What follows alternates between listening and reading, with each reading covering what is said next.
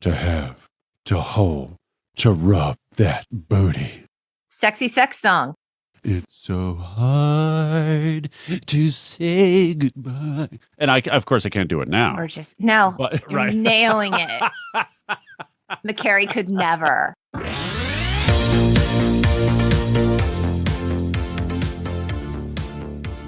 Hello, and welcome to the Untitled Gen X podcast, a podcast dedicated to the pop culture that raised us.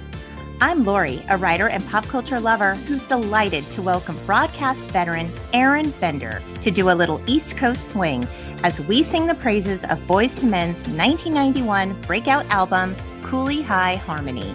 But before we get into the hip-hop doo-wop of it all, I'd like to tell you a little about the man behind the famous voice, in his own words. Aron Bender is a widowed dad of 2 girls, a grieving husband, a man in recovery trying to reconnect with the world with fresh eyes, faith, and perspective. He's also a college journalism professor, host of the Aron Bender podcast, and my friend for over 30 years. Okay, I added that last part. I should put that in my bio.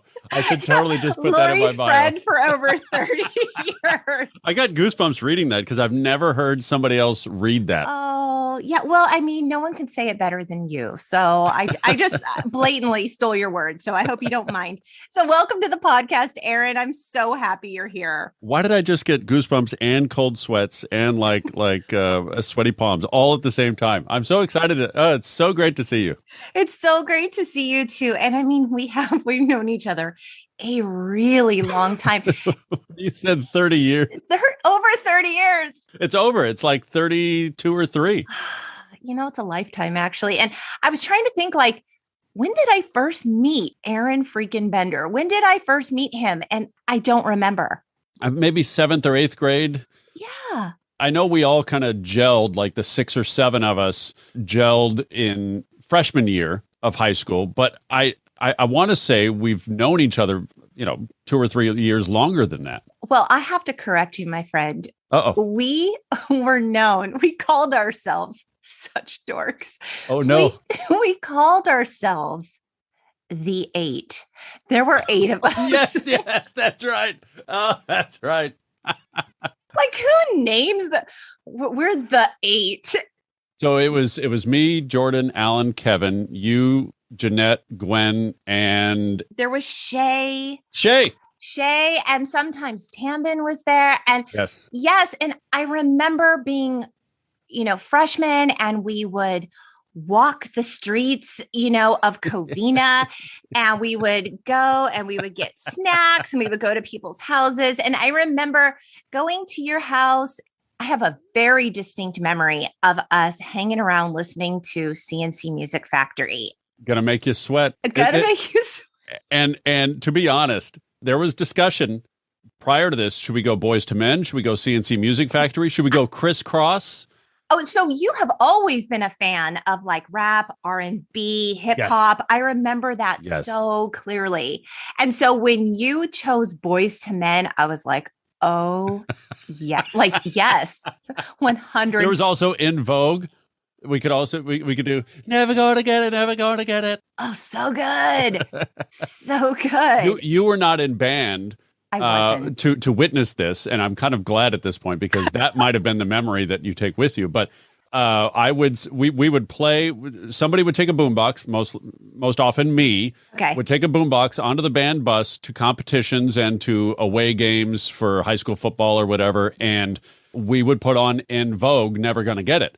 And in the middle of that song, I think it's Don Robinson, one of the, one of the like feature faces and voices of In Vogue would, whoa. And I would stand up in the middle of the bus and do that while I turned down the volume so you can only hear me do it. Oh, man, Aron. This one time at band camp. Yes. Oh, it's so good. So tell me a little about your history with Boyz II Men and how you came to know and love this album. So what's interesting is as I'm doing research on this, because, again, we're going back 30 years. It was released 1991. This is the 30th anniversary year of that breakthrough album. And I say breakthrough because watching shows on it now, they ushered in the era of NSYNC and the era of Backstreet Boys and 98 Degrees and such. They made it cool again to be a boy band. Yes. And I don't know what it was about that album, but it just clicked. It just everything about it. I'm like, who are these guys? Who are these guys? And they were, discovered and or signed by Michael Bivins, yes, of Belle Biv DeVoe. And of course, with their popularity, anything they touched at that point turned to gold. And in this case, multi-platinum. Mm-hmm. And to watch the video for a Motown Philly, their first single off that album, and to see, ABC, which was like a kid version of Boyz II Men, and to see Belle Biv DeVoe in there, it's like, oh, there's like a crossover. It's like when we watch TV. Yes, everyone loves a crossover. Yes, exactly. And so that's kind of how it felt, was it's like, okay. And at that time, you had gangster rap was huge. You had Dr. Dre and Snoop, and this was just something so different for that time that it just clicked with us. And it felt so joyful. It felt almost magical, like a lightning in a bottle moment. My son is really into rap, and he surprisingly didn't really know about Boyz II Men. I'm like, you need to sit down. You need to watch this video. You need an education. So we watched Motown Philly, and he was like, wow. And I'm like, that's it. I mean, that's how I felt the first time I heard it too. I was like, who are these guys? This is some kind of magic right here. And that's the end of our freshman year in high school. Right. And I don't know what it was. It just kind of just felt like the right time for that sound. Agreed.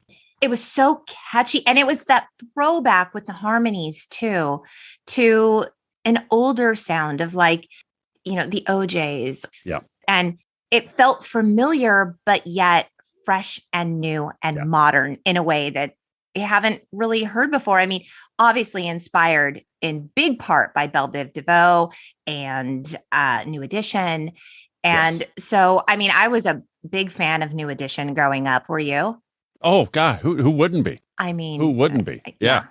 It was great. And I mean, I could still remember, you bring up the harmony part, and like it was me, Jordan, and Alan, and we each took a part. I know there are 4 members of Boyz II Men, at least then. Right. Now there's 3, right? And we can get into all of that. Oh yeah, and we will. Let's sip and spill that tea. Okay. There's a lot of it. Yeah.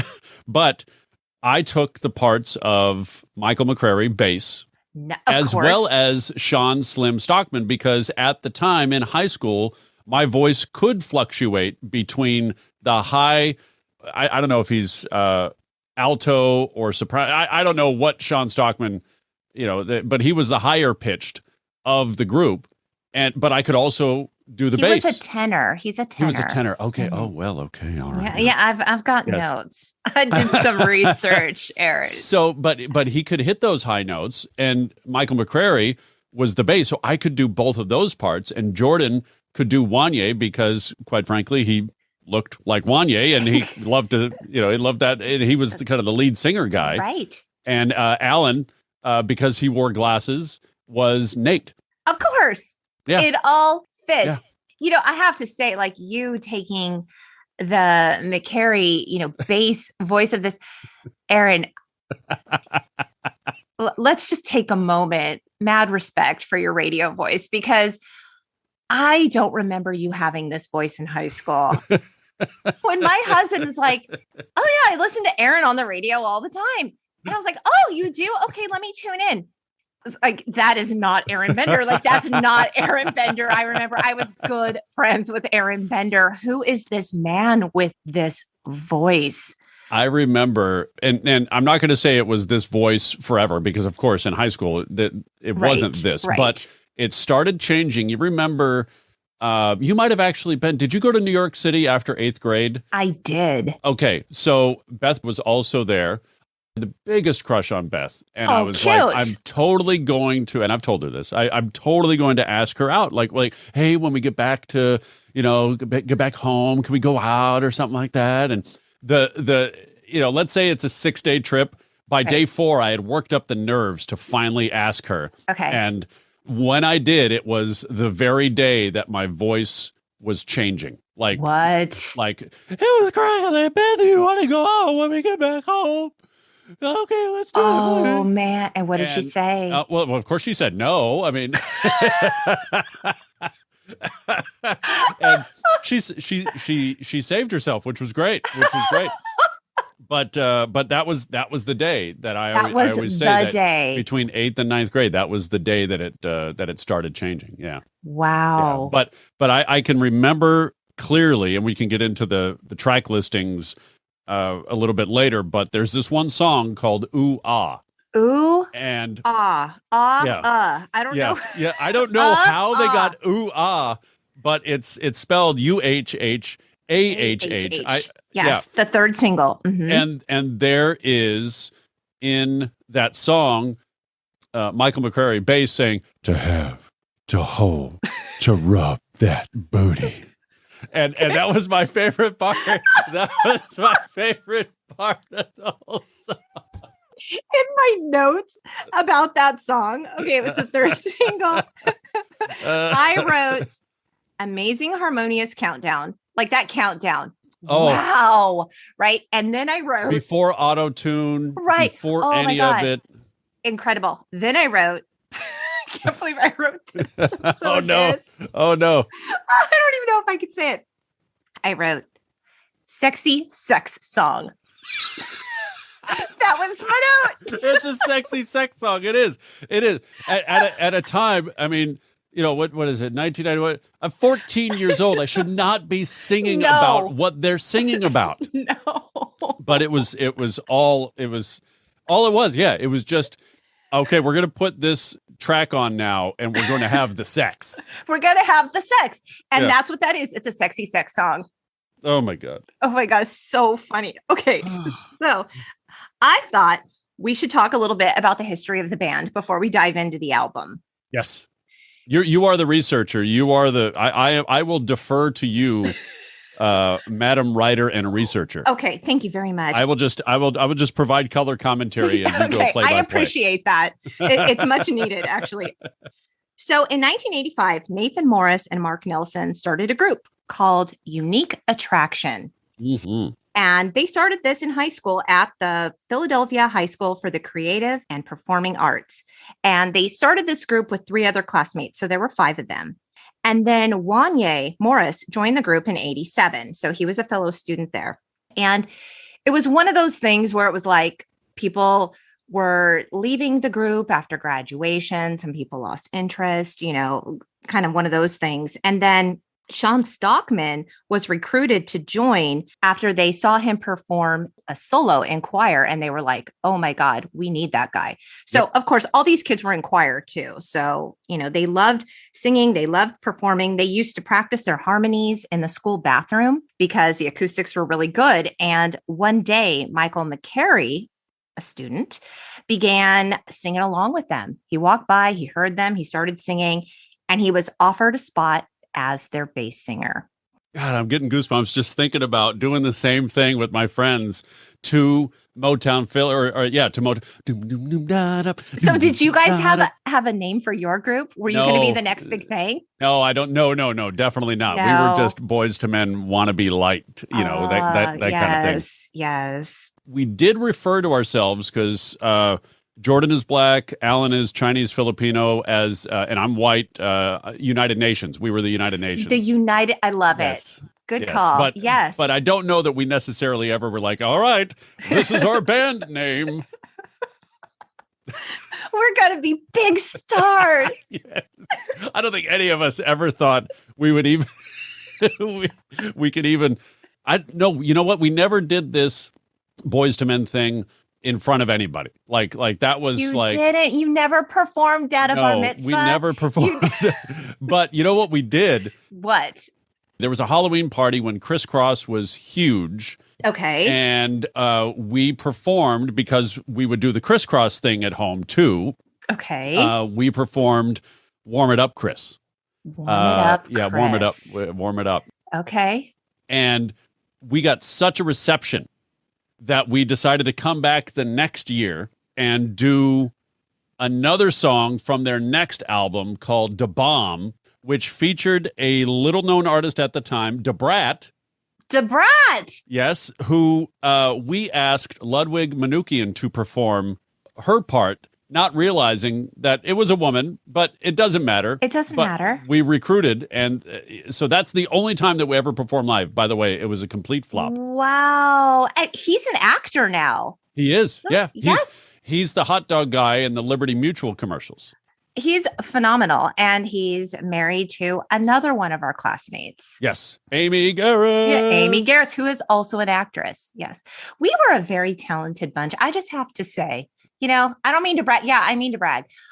We did not go to a performing arts high school, but you know what? We should have been. It was totally fame over there. What was happening in the San Gabriel Valley? I don't know, but something in the water. We've got rock stars in our midst. 100%. The alumni and everything. Exactly. Yeah, we went to school with Lindsay Price. Lindsay Price, the actress. Yeah. Yes.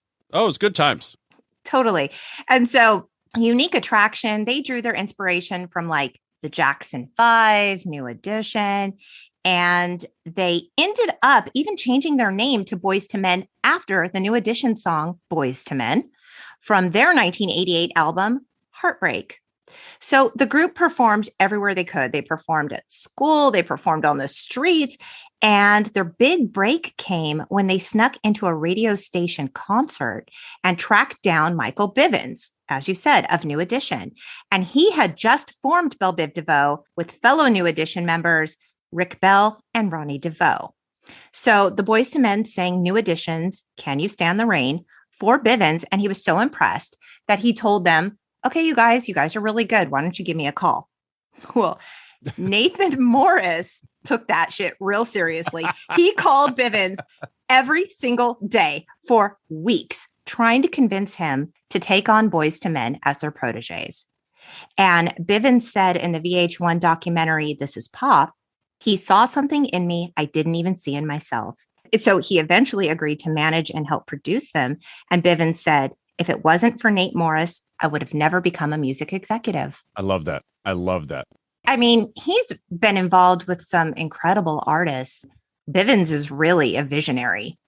Yeah. And I think also it's takes sometimes just taking that leap, whether it's leap of faith in yourself or somebody else, that you say, you know what, if it doesn't work, it doesn't work. But obviously it totally worked. Oh, it totally worked. Because Belle Biv DeVoe is not, performing in Vegas. New Edition is not performing in Vegas. Boyz II Men are performing in Vegas 30 years later. In a huge residency that spanned many, many years. So yeah, it's incredible. So the founding member, Mark Nelson, ended up leaving the group before Boyz II Men's first album. It took like 2 years to get that album off the ground. And I think he was frustrated and he wanted things to move faster than they did. I think he actually embarked on a solo career. And what was left was the quartet that we all, were introduced to in their debut album. And that was comprised of Michael McCary, bass, Nathan Morris, baritone, Wanya Morris, tenor, and Sean Stockman, tenor.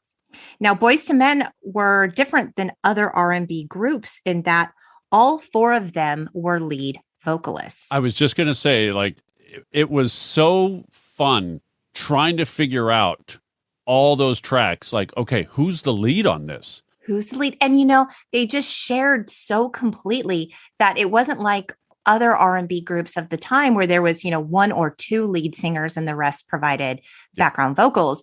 They all took turns being center stage. So it was pretty cool. Yeah, that was a lot of fun. And that's what I think my friends and I really appreciated, because it wasn't like, okay, I'm the lead, you guys are my backups, let's go. Right. Like, no, this is totally just, it took us a while to figure out, okay, this is a Wanya song, go ahead. Or this is, a Slim song or a Nate song. Right. It was so fun to just try to figure that out. Aron Bender wasn't trying to be the Beyonce. No, I was not. Oh my gosh. I'm just looking at these tracks. This is so good. It's so good, right? So like you said, the album was released by Motown Records on April 30th, 1991. And Cooleyhighharmony debuted at number 58 on the Billboard Top 200 and ended up ultimately peaking at number 3. Legend has it that the album's name pays homage to Cooley Vocational High School in Chicago. Let's talk about the tracks on this. First off, I think we can just skip 1, 2, and 3. Please Don't Go, Lonely Heart, This Is My Heart. They're fine. They're good. They're average, run-of-the-mill tracks. They're good R&B. Please Don't Go was released as a single. Do you want to know my note for that song? Yeah. Yeah. Okay. My note for Please Don't Go. Sexy, sorry song. Yes, it's a sexy, sorry song. Okay. But it was the last one, and I don't know why they released it as a single, other than to be like, hey, by the way, we're still here, because it was 11 months after the album release. Okay. And I think they were just kind of hanging on. I really did. It just to try to grab what they could from that album, just squeeze the juice, and maybe also because they knew the Boomerang soundtrack was coming out. Right. With End of the Road, which most people associate with this album, but no. It was not on the original release. Like, we're going to cheat and talk about it because it was included in the 1993 reissue of Cooleyhighharmony. Yes. But no, it was not part of this original track list for this album. Let's talk about Motown Philly because it was the debut single. Let's start there. Let's do it. Okay. So it peaked at number 3 on the Billboard Hot 100. And this song was actually written by the band along with Bivens, and Bivens is rapping on the song. He's cool. He's actually in it. So it's really fun. Cool. And he's in the video. And so the video was actually directed by Lionel C. Martin, who directed Motown Philly, It's So Hard to Say Goodbye, and End of the Road. He did all 3 videos that we're going to talk about. And he's also directed videos for Jodeci, Usher, Belle Biv DeVoe, Another Bad Creation, Bobby Brown, Tupac, NSYNC. He's the man. Yeah. For the video, we open on a photo album titled East Coast Family. Oh, it's so good. So good. We see our beloved Boyz II Men standing around a lit birthday cake, and they're wearing their jeans and denim shirts, ties, and red blazers. Now, did you know the boys always dress the same because, according to McCary, quote, it shows unity. Nobody sticks out or stands out more than the other. I didn't know that particular one, but they touched on something. They really did. I mean, that signature preppy style. What were your thoughts on that? Did you ever emulate that in any way? Oh, I tried. That look was so cool. Okay, I tried. I don't think I ever owned a cardigan by choice prior to seeing Boyz II Men. They pulled it off. It was good. I don't know that I could have ever thought, okay, cardigan and jeans, because you think cardigan, you think, okay, slacks. I'm going to church. I'm going, someplace fancy or whatever. I have hard candies in my pocket. Yes. I've got to switch shoes when I get home. Right. But it was just so clean and fresh looking, and really, I mean, it was cute. It was cute, but yet it wasn't hyper masculine, but yet at the same time, it was some flair. Like it was some real style. I appreciated it. And some of the looks, I was kind of laughing, like in one of the videos, was it this video? I don't know. There's like a whole nautical look where they're wearing like, primary colors. Each one of them's wearing a different color with the striped shirts. You're on a boat and it looks like an ad for, Nautica. And it's a little hokey, but at the same time, like I'm into it. Yeah. Like I'm into the bow tie. Yes to the bow tie. I don't know. It works. Yeah. It like you said, it kind of throw back to the Temptations and the OJs. They all dress alike because, we're all part of one group, Exactly. And they, decided to coin the phrase of the hip hop doo-wop style. So that's what we see here. And it's so evident in Motown Philly. So, I mean, the music it explodes with energy. There's dancing and jumping and harmony. And it's just so cool on this song as their debut single to see them hanging out in Philly. This is their hometown outside Geno's Steaks in a Temple University dorm room or what is meant to be, hanging out on the streets in front of their old school. It's just really cool to see them in their territory on their turf. And we tried to emulate the choreography as best we could. There were many moves. As good as they were harmonizers, I felt like they were also great dancers. I thought so too. Just all of it. It's just total package. We cannot dance like that. We just couldn't. So we took the different moves that we could do, and we just kept repeating them over and over and over again whenever we weren't singing. It still looked cool. Yeah. You told me somewhere in the archives you have video of this, Aron. Yes. I have already contacted my mother, who keeps everything. And I've said, hey, can you find this VHS of the guys and I dancing to Boyz II Men? I would love to share that on our Instagram. Oh, it would be totally gold. Will. It will happen. If that VHS has survived, it just physically survived. It hasn't flaked away. It will absolutely be on the gram. Yes. Aron has a whole Kid 90 stash somewhere. Yeah. Yes. We're going to break it out. So in the video, we see a caption float across the screen, and it says, "Coming soon, the Alexander Polira." And I'm like, what's that? So apparently, I still don't know what that is. Okay, so I Googled it, and all I found was that on the liner notes for the album, and I know that you know this, each member sported a nickname. So Wanye was Squirt. Yep. John was Slim. Michael was Bass. And Nathan was Alexander Vanderpool. And Alexander Vanderpool was based on a character on the soap opera All My Children.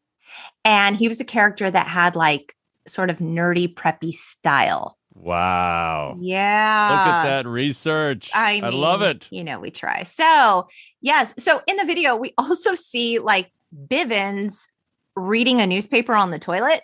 Yeah, I don't. Well, I don't know. While the band is performing out, it's very weird.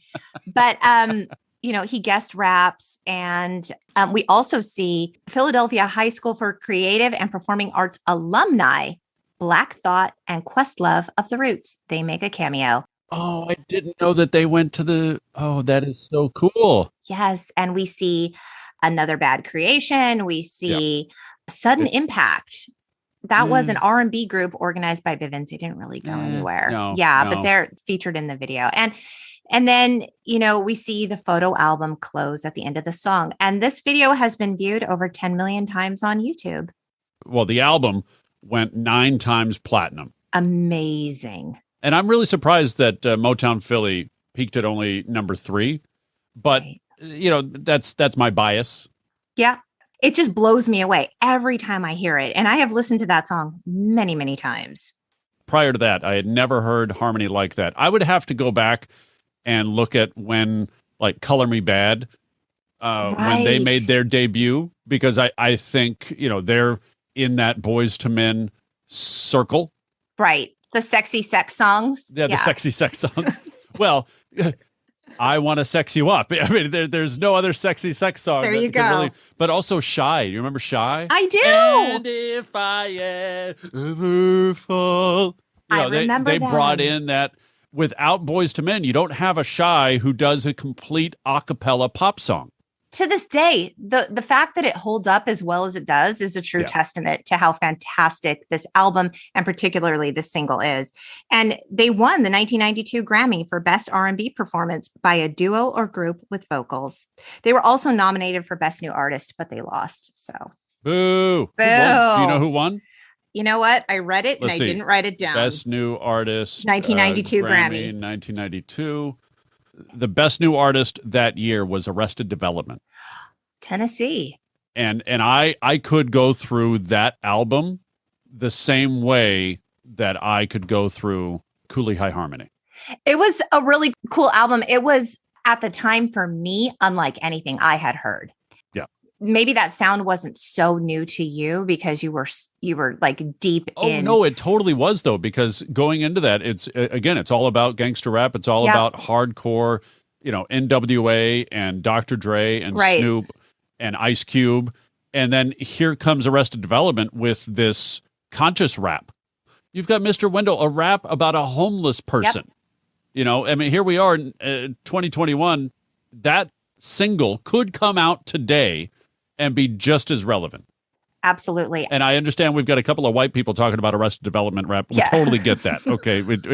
I'm wearing that. Okay. Right. I'm totally wearing that. I'm also sad that I don't still have my T-shirt that I had made in San Dimas at an airbrush store when that was new and very expensive. I had on the left breast area of that T-shirt, Speech, which is the lead singer of Arrested Development, and on the back, are you doing as much as you can for the struggle? Which was their... Wow. Yeah. And did you wear that proudly or what? Oh, absolutely. This is me. I wore it under my jean coat jacket. Yes. My bright purple jean coat jacket. Love it. So that's who they lost out to, and I can't be mad at that, but I'm actually really surprised. So great. Okay, so I thought we would touch on It's So Hard to Say Goodbye to Yesterday next, because that peaked at number 2 on the Billboard Hot 100, and the song was actually a cover. Did you know that? I didn't know that at the time. Yeah. I was shocked. I don't know, weeks or months or whatever after that came out. I was shocked to learn that that was a cover. And it was written by husband and wife songwriting team Freddie Perrin and Christine Yarian for the 1975 film Cooley High. What? Mm-hmm. And this songwriting team also wrote the Gloria Gaynor hit, I Will Survive. The video, again, was directed by Lionel C. Martin. The video opens with a dedication to MC Trouble, a.k.a. Latasha Rogers. She died on June 4th, 1991, and MC Trouble was the first female rap artist signed to Motown Records. She was born with epilepsy, and she tragically passed away in her sleep at the age of 20. I didn't know MC Trouble prior to that dedication. Me neither. So we see the boys solemnly singing in a house and then outside at a burial. And we then see them in a room with a TV that's showing images of people we've lost, like Sammy Davis Jr., Nat King Cole, Gilda Radner, Jim Henson. Yes, it's a great video. And twice we see them pour one out. Oh, yeah. Pour a little out for my homies. Yep. In reverence to their lost loved one. And did you know this practice is actually a ritual that comes from ancient Egypt? I did not know that. Yeah. I was like, what is the history of pouring one out? I need to know this. Yeah. So the practice is called making a libation, and water was typically poured out as an offering to the deceased out of respect. The more you know, you guys. I don't think I had seen that prior to that video, that practice. I hadn't either. The YouTube video has been viewed more than 5 million times, and the comment section is what really got me. The comment section has become this really beautiful place where people come to grieve and honor their lost loved ones. Really? Yes. So there's like beautiful personal tributes written there to lost sons and daughters, best friends, mothers, fathers, sisters, brothers, pets, celebrities. If your heart can handle it, you guys, go and check out the comment section of this video. It's just this like sort of communal place that people come together to share in their grief and pay tribute. So what are your thoughts on this song? I remember doing my best to, because that was all a cappella, if I remember correctly. It was there's no accompanying instruments or anything like that. It's so hard to say goodbye. And of course I can't do it now. Or just you're nailing it. McCary could never. Oh, I'm sure. I did not see myself as a 14-year-old singing a love ballad. And there I was. It was heavy, and I didn't get it at the time. I just thought it was just this like nice, sensitive little bop and whatever. And now in middle age, when you listen to this and you've lived some life, it hits totally different. And I specifically did not listen to this song prior to this episode because I knew I was just going to bawl. Well, absolutely going to bawl. So I'm good with that. But you're right. I certainly at 14, 15 years old did not grasp the depth of this song. Right. Okay, that brings us to End of the Road. Oh yeah, we're gonna sneak this in here. We're gonna sneak it in. Yeah. Because it was not released as part of the original album, like we said. It was actually released on June 30th, 1992 on the Boomerang soundtrack. Yeah. But when Cooleyhighharmony was reissued in 93, they added it because it was so successful. So it was a huge single in its own right.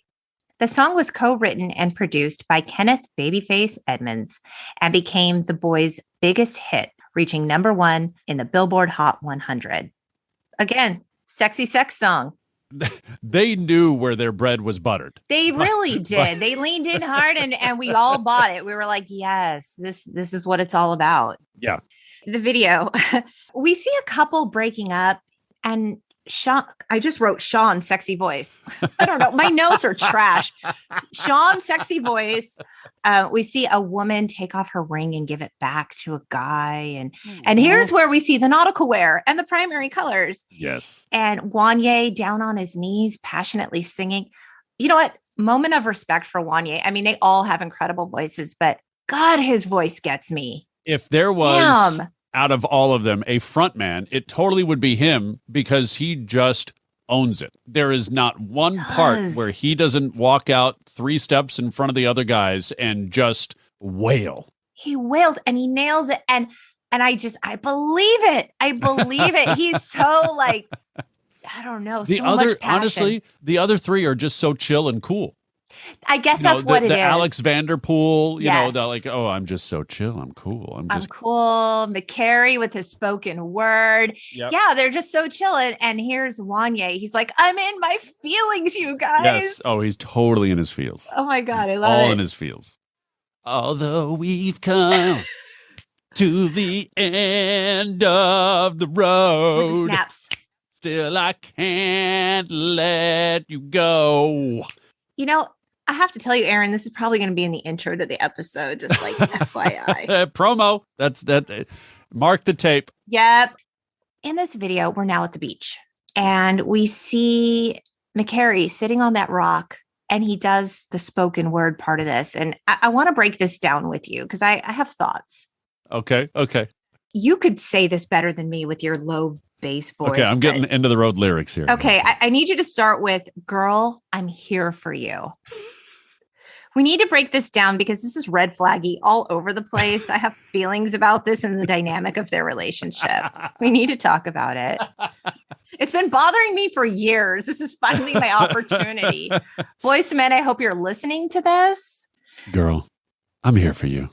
All those times at night when you just hurt me and just ran out with that other fella.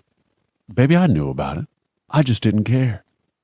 And he says, like, I'm not about to go out and cheat on you, just like you did, baby. But that's all right. I love you anyway. And I'm going to be here for you until my dying day. And he's saying, like, please come back to me. Yeah. Please come back to me. Right now, I'm just in so much pain, baby. Because you just won't come back to me. Right. Will you?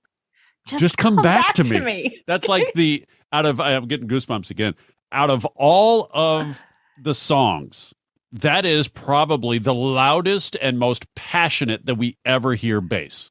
Because usually he's just kind of chilling in the background. He might have, like in this case, a spoken word part or whatever. But this, will you just come back to me? But my question is, why do you want her back?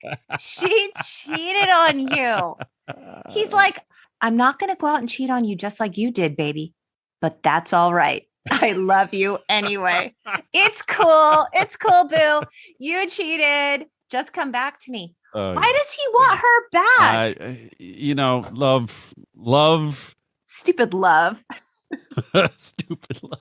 I don't know. This has been bugging me for so long. Even back in the day when I had no experience in anything, certainly not in love, in matters of the heart, infidelity, nothing. And I listen to it. I'm like, really? Michael, what are you doing? Don't you want better for yourself?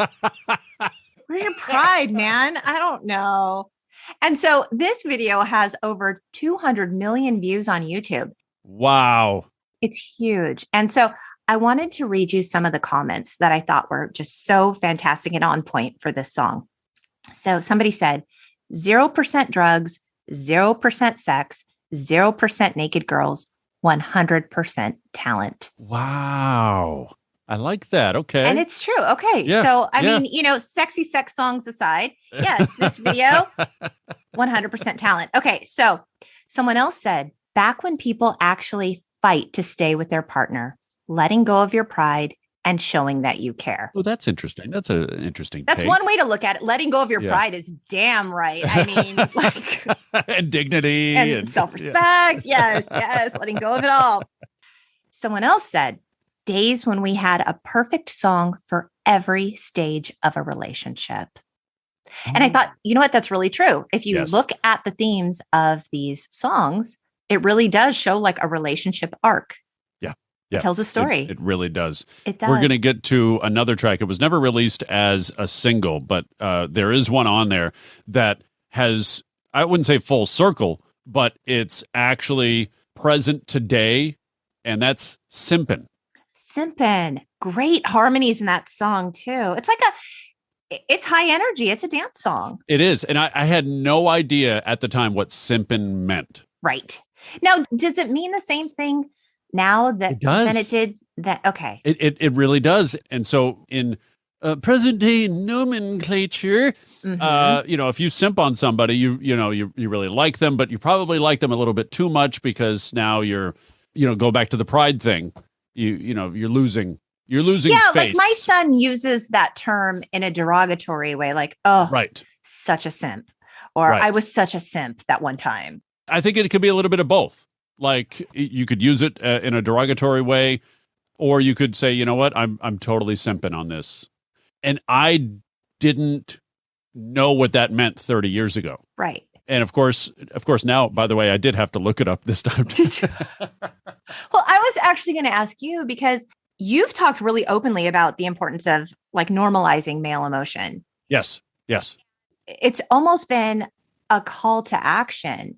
And so what has that experience been like for you? And then when you're out there and you're telling your followers it's okay to feel these feelings, what kind of response are you getting? Oh, I'm so pleased with the response. Yeah. Because, and this is not something that I ever let myself, I never let myself be available to have responses like this. Okay. But when you share your story, you invite others to react in a supportive way. Sure. And you invite them to share their stories. Whereas if you just stay closed off and only share, either part of it or what you think somebody wants to hear or, what you feel like is, traditionally seen as like polished and Instagram worthy and, it's the PR version or whatever. People they might not consciously pick up on that, but they will pick up on that and they won't make that type of connection with you that is necessary to have an honest back and forth conversation. Well, I mean, in your own words, Aron, you're the host of the Aron Bender podcast. You say, everyone has a story. I get them to tell it. So you interview media personalities about their lives and journeys, and you guys hit on some really deep stuff. Oh, there's a huge emphasis on mental health that you've really been very vocal about and the importance of that. You talk about failure, which is huge, loss, grief, forgiveness. There's just so much to it. And it's because you've been very open with your own story that people have felt like they have a safe space to share their own. Yeah. In the course of a year, I lost my job, my own fault, mind you. 2 months later, wife learned that her cancer had returned. 2 months after that, the pandemic hits. So we're all home. And then 8 months after that, my wife loses her fight. So within a year, all of these things happen. And we're coming up on, I think you said this is probably going to be released in late October. Mm-hmm. A couple of weeks after that is the first anniversary of my wife's passing. Okay. And, so it really it's a slap in the face to be like, hey, dude, what are you worrying about? What do you have to be worried about in terms of controlling outcomes and like, how's this person going to feel about me? Or how's this person going to react when I say this or share this or tell them that? If I can't control my wife not getting sick, my wife not passing, my daughters not losing their mother at age, 6 and 8 now, what else would I want to control? What else would I have to be anxious about? What else would I have to be worried about? You had done some podcasting before. Yes. You obviously have been a radio personality. You've been involved in the media and broadcast culture for so long. But what made you say, you know what, it's time to start the Aron Bender podcast and start getting really real?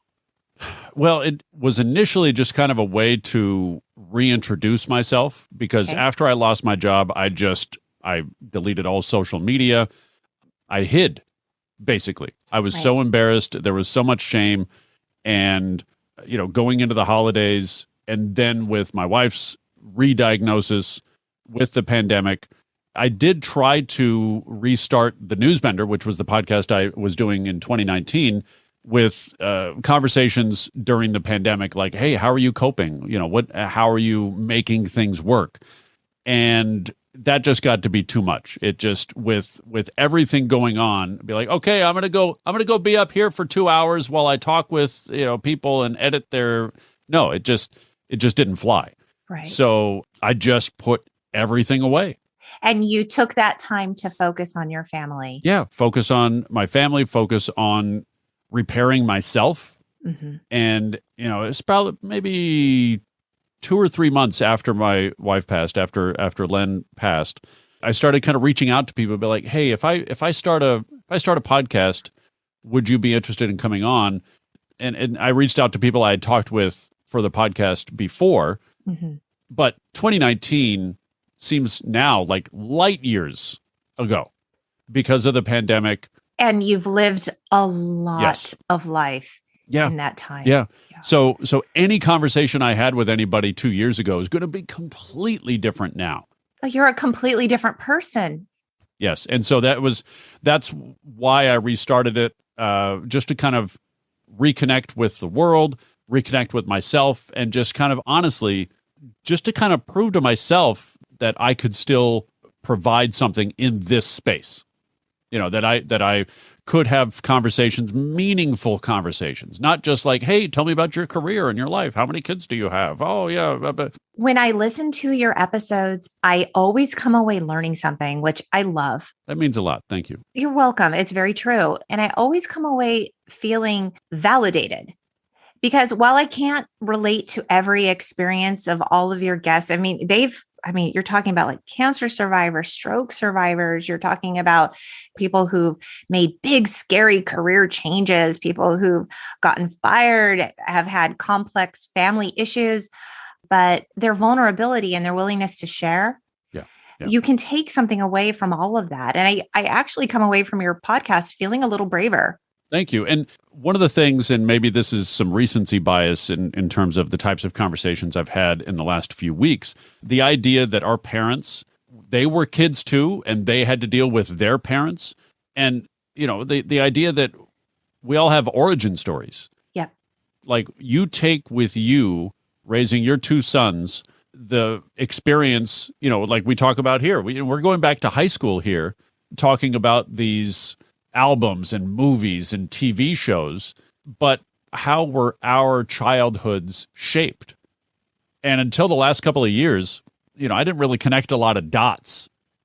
And in figuring out my own origin story, now I'm interested in my parents' origin stories and hoping that in doing so, I've got 2 daughters who are 6 and 8. I feel like there's still a lot of time to shape their stories and their childhoods and their teenage years to where, as they raise their kids 20, 30 years from now, they're not like, oh, I wish my parents set me up better. I wish, obviously they're going to wish that their mom didn't pass away when they were so young, but maybe they won't be saying, oh, I wish my dad told me more about this, that, or the other. I wish my dad told me more about Boyz II Men.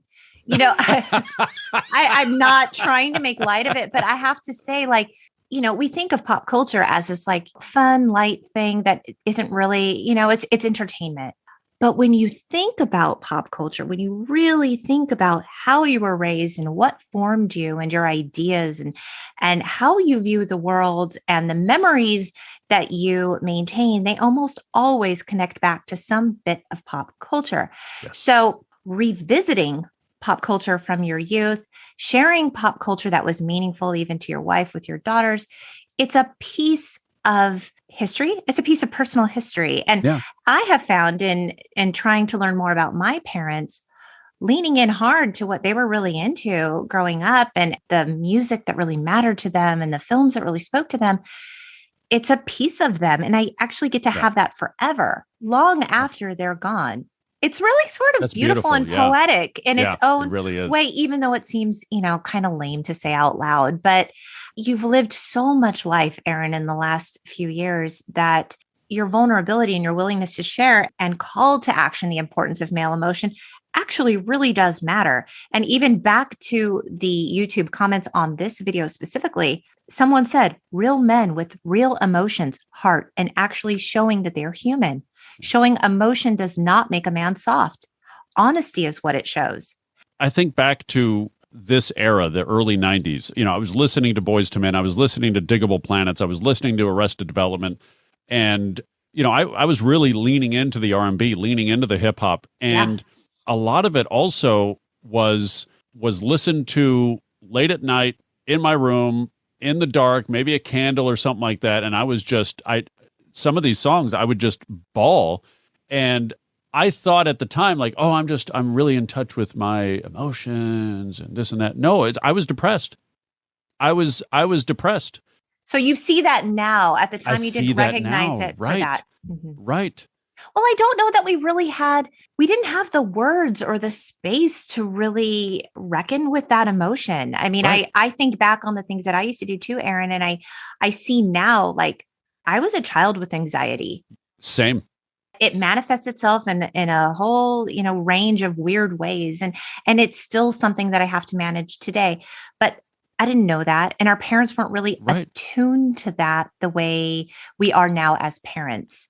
If I had known then that I was depressed and that I would, let's say I tried to vocalize that or something like that, I don't know how it would have been received, number one. And number two, there was such a stigma to that I probably would have thought, well, I'm not going to hang out with the emo kids. Right. The outcasts. I had it such in my mind, like I was a band nerd.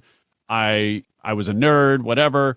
That was my clique. And if I'm going to be depressed, I need to change, I need to change friends. I need to change. And I need to start listening to Depeche Mode, Morrissey, and the Smiths. Yes, and I need to get some Doc Martens and right. go over there with those kids. Right. Yeah, to hear you say that, Aron, I mean, you were always so vibrant and energetic when I knew you in high school. I did not know that this was like a private struggle for you. And a lot of that, again, this is all looking back and connecting dots. A lot of that was deflecting. Yeah. And because I knew that I could put smiles on people's faces. I could make them laugh. I could make them happy. A lot like stand-up comics, they get such a rush from that validation. They get such a high off of that attention and that adulation that I did what I could to mask what I was feeling otherwise. That pain. Yeah. Sure. And again, this is not something that I knew at the time, but definitely connecting dot. And I've said this on a podcast recently. I was anxious before birth, and I didn't know that. I didn't really feel that until the last few years. And I lived with anxiety all my life until my wife passed away. And I've, kind of put into words that my anxiety passed when she did. Because what do I have to be anxious about if I can't even control the one thing that would be the most important thing in my life and for my family? Okay, this is going to sound not the way I want it to sound. I don't exactly know how to phrase it, but is that in any way strangely liberating? Yes. I hope you understand the spirit in which I intend that question. Yeah. It was either Kathy Trin or Kelly Tennant, but they basically said that sometimes people close to us need to lose their lives so that we can gain ours. And it's not like what you said, something that's like, okay, I'm sorry, you've got to go. Oh, no. But it's like only after that do you see the value in your own. In a sort of, I have literally lost everything. Yeah. How do I come back from here? What do I have to be anxious about anymore? The worst has sort of already happened to me. Exactly. And so where do you go from there? I focus on today. I plan and hope for tomorrow, and I give the rest to God. You know, there are plans. I've got, trips planned, and we're talking about what are we going to do for the holidays and things. But by and large, I am grateful for today, and I focus on today, and I hope that tomorrow comes and I could do the same. And how has this changed you as a father, as a friend? Oh, my gosh. I have never been so present as a father as I have been in the last year and a half, especially since Len passed away, because understanding that, the girls have my wife's two sisters as their godmothers, and one of whom has actually moved in with her family to our house. So we have two families. That's beautiful. In this. It's amazing. It's amazing. And what a gift to your daughters. Yeah. Yeah. I didn't understand what godmother really meant, like the power of it, the importance of it, the weight of it. Yeah. Until this last year.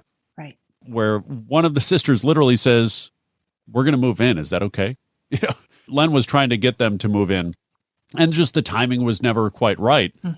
And once she passed, it was like, you know what? It's time. I wish, this is my sister-in-law talking. It's like, I wish we did this 2 years ago. But honestly, it just, the timing is what it is. We just go with it. Right. And friend-wise, I don't think you and I would have ever talked prior to this. The occasional message on Instagram or Facebook or whatever, but not really like talked.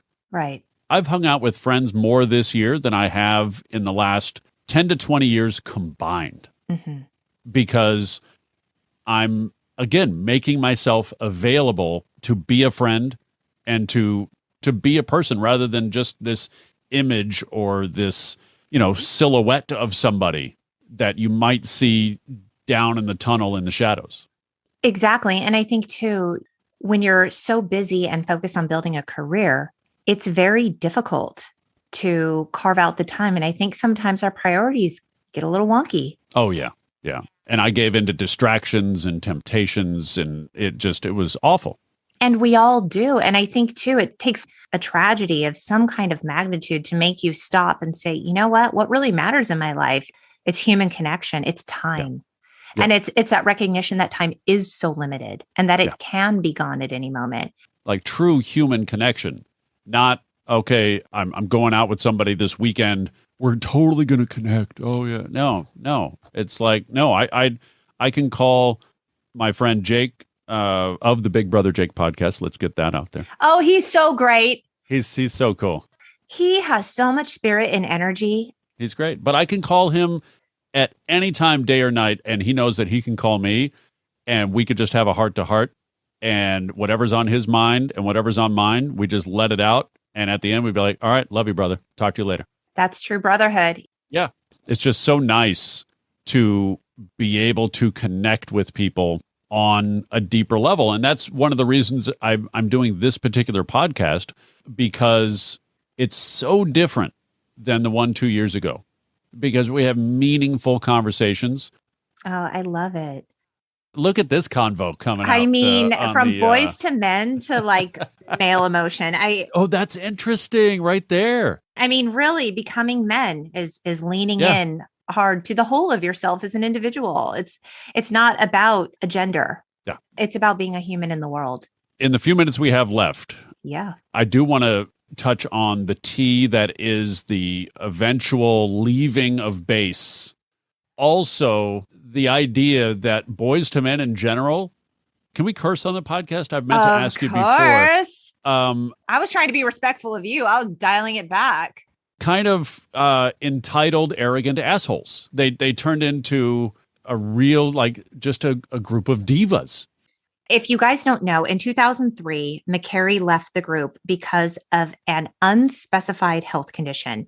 And he revealed in 2016 that he has MS. Yeah. Now, he told Iyanla's House of Healing in 2016, if I had to sum up what I got from my brothers in Boyz II Men, I would have to say betrayal, a broken bond. I mean, at this point, we don't even talk. Yeah, that's not cool.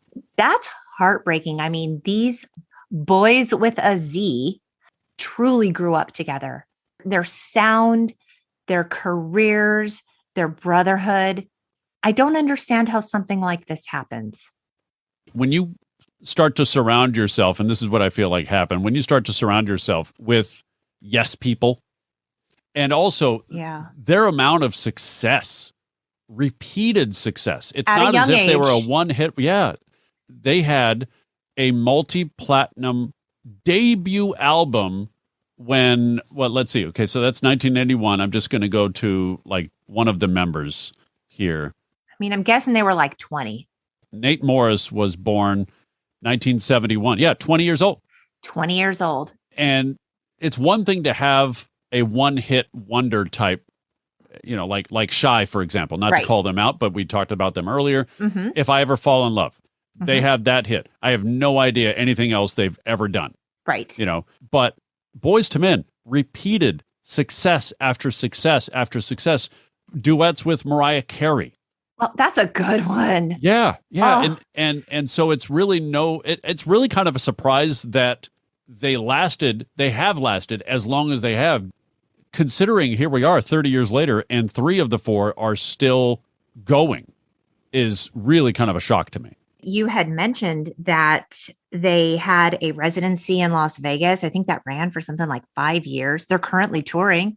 Yeah. And, it's interesting because Sean Stockman went on in 2009 to judge the TV show, The Sing Off, which is an a cappella singing competition show. In 2016, Wanye competed on Dancing with the Stars. He made it to the semifinals. In 2018, Nathan Morris was on the DIY network show Hit Properties with Nathan Morris, and where he was flipping houses. So it's funny because to go on their website, you just see the 3 of them. Yeah. It's like that 4th member never existed. It's as if bass was never there. I know. I'm really shocked by that. Writer Patrick Rappa said in a recent profile on the group for Philadelphia Magazine, he said, quote, "They still dress to the nines. They still sing for the people. And they do it all on their own terms, still kicking it just for you, but also for themselves. Also for themselves without McCary." I don't think it was in the This Is Pop documentary. It was in one of the other videos I was watching that they asked a studio executive or an engineer or something like who was one of the most difficult people to work with or groups or whatever. And she immediately, boom, Boyz II Men. Just because, really? Yeah, it just in the studio, they eventually just got to the point where they're like, and it's divo behavior. Better than, yes. That's what you're saying. Yes, you're saying it's better ego. Mm-hmm. Yeah, which is unfortunate because again, I wonder if they tried to make new music now, how would it go? Like, how would it sound? I'm really curious. Do they still put out new albums? This is something I should have looked at. When was their last release? Their last release was Under the Streetlight in 2017, but I don't know. Yeah, so they have 13 studio albums listed on their Wikipedia. Wow. But I don't think I bought one after Evolution in 1997. Wow. So have you ever seen them in concert? It's funny you mentioned that. I think we did when they were with, I want to say SWV opened up for them. What was SWV's big hit? I'm trying to remember now. I get so weak in the knees, I can hardly speak.